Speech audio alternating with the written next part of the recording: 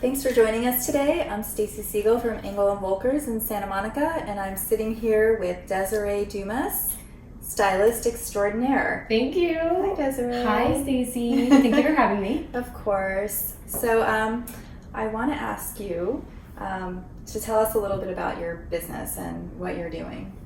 So my business basically is to try to make women feel as beautiful as possible and as naturally as possible. I became a hairstylist about 10 years ago, which was probably very delayed. I wanted to be a hairstylist ever since I was really young. But 10 years ago, I followed my dream and proceeded to work with several women like yourself and friends and family. And over that time, my business has evolved. So as you start to have more people, you start to have more demands and time changes, and some people can't make it there by the time the salon closes. So part of my new evolving business is trying to reach out to those heads that can't come to the salon. And I'm starting to do a mobile business. So I can go to my clients in between. They just had a baby, or they've got an interview, or something's popped up, they're like in town.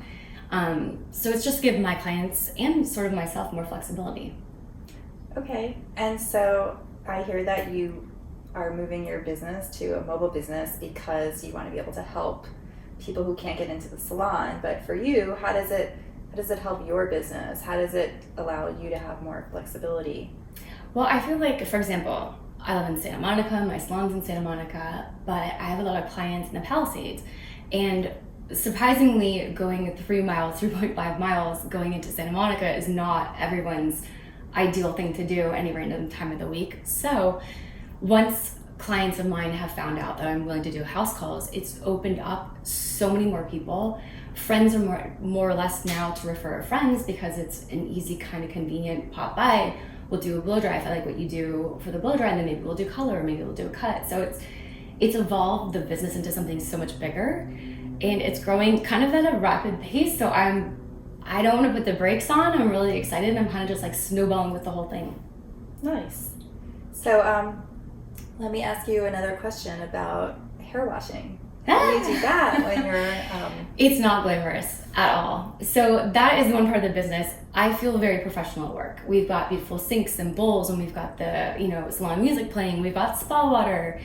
That end of the business is fabulous and wonderful. But when you go to someone's house, you might be sitting on an uncomfortable chair. You might be flipping your head forward over a sink, which might not be great for your client. Or if she's got makeup on, I politely tell her that makeup will not be in the same place after we wash her hair.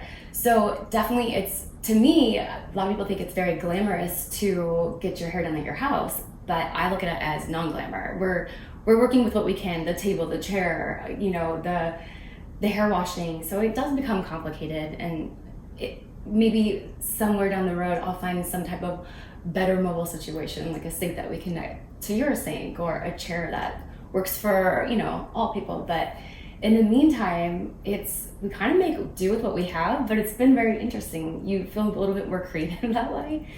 So it's got its hurdles for sure, but my clients don't care. They're in their own home, they're making their own coffee, they're drinking their own, they're drinking a glass of wine. They feel cozy, and if they feel cozy, I feel cozy. Trust me, I get it. I use DoorDash, I use Amazon, I use Postmates, I use Washos for my car. I don't leave my house, and so, well, I do for work, but sure. Yeah, so I get it. It's so much better. It's out of the convenience. Yeah, I get it. Yeah. Tell me what you love most about your business. I've done other things. I was in film industry for a while, and I worked in an accounting firm for a while, and I felt like my bucket never runneth over. And for somehow doing hair, I feel like I get to see my friends. I feel like I've made wonderful friends. I feel like I'm allowed to be very creative. I feel like I'm listening to great music all day. I feel like I'm learning how to improve my own look and my own person. And I also feel like people will say, as a hairstylist, you're kind of someone's therapist. And I'm like, they're my therapist too. We get to know one another, and we become very comfortable with one another. And even with new clients, I feel like I learn so much from them every day. So it's not always just about hair and beauty and glamour. It's also about that true, raw personal relationships and friendships that you build from it. So I feel like I found something that I can hone my craft and something that's made me want to learn more and be better and get more education doing. But also I get so much back from my clients. I almost feel bad that they're paying me to do their hair because I feel like they're doing something for me too. So I don't know, it's the perfect marriage, and maybe in my next life I'd be a hairstylist too, because it's really like filled my cup, my bucket, my tub. Like I'm good to go. I'm very happy where I am. Okay, on that note, since you are like a therapist, without disclosing anybody's names, could you tell me one of the funniest stories you've ever heard from a client? Oh, funny stories. I would say, well, I used to have a client. She's since moved, so she's no longer my client, but she insisted on washing her hair with Evian water. So she'd bring in like 4 big bottles of Evian, and I was like, I don't understand. Our water is filtered. Like we've got good water here. And she's like, no, there's something about Evian. It does wonders for my hair. So she was interesting, and she would also fall asleep during her services, and some of them involve flat irons. So that was hard. But what was her head like? Oh, just trying to bobbling everywhere, and I'm trying not to burn her face or any other parts of her body. So she was very interesting. She definitely kept me on my toes, and I think I was in full alert when she was in my chair. It was kind of like babysitting, but I still look forward to her coming in. She was wild. I bet. All right, so a couple more questions for you. Where do you see your business going in the next year?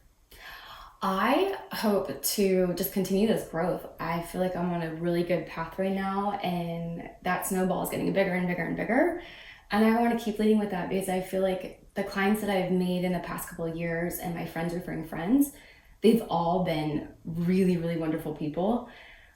I was afraid to put myself out there, and I am still learning to put myself there even more on Instagram and other platforms and levels like this one. It's hard to put your work out there because it's open for critique, but right now it's working, and I need to stop going against that and just kind of roll with it. Well, congratulations. Thank you. And could you tell everyone how they could find you if they want to make an appointment? Yes, on Instagram right now is my tagline, or my name is Desi, Desi, Dumas, Dumas, hair.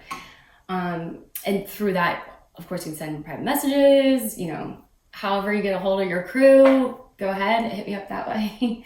That's probably the best for now, but that should be evolving too. So stay tuned. Yay.